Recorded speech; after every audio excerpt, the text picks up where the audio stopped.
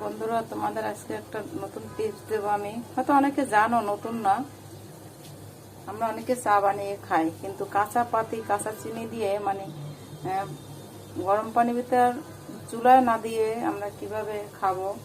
আর এইভাবে যদি কাঁচা পাতি দিয়ে গরম পানিটা ফুটিয়ে কাপে ঢেলে নেড়ে পরে খাই, তাহলে এটা একটা স্বাদ অন্যরকমের। চা পাতাটা থেকে একটা অন্যরকমের স্বাদ, ঘ্রাণ আসে। ঠিক আছে, চুলায় দিলে এই ঘ্রাণটা আমরা পাই না বা স্বাদটা পাই না। আমি এভাবেই চা খাই, কাঁচা পাতিতে আমি কিভাবে খাই তোমরা দেখো, বাসায় ট্রাই করবো। আগে আমি চিনি আর চা পাতি কাপে নিয়ে নিছি, দেখো কালারটা কি সুন্দর এসেছে আছে।